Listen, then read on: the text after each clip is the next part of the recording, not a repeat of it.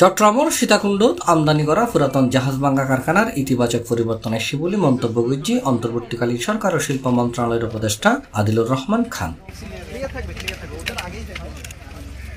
নভেম্বরের 29 তারিখ শুক্রবার বেলা 11টায় সীতাকুণ্ড উপজেলার সোনাইচর ইউনিয়নের শীতলপুর এলাহাত সাগর উপকূলত অবস্থিত আরব গ্রিন শিপ ব্রেকিং ইয়ার্ড পরিদর্শনের জায়গায় এই মন্তব্য করছে উপদেষ্টা।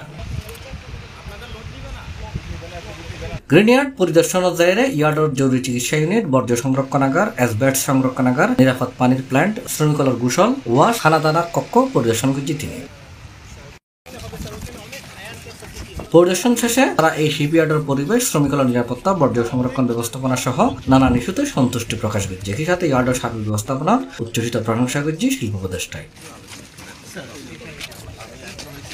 বিএসবির পক্ষতুন শিপইয়ার্ডের বিভিন্ন সমস্যা এবং সম্ভাবনার বিষয়ে উপদেষ্টার হাতে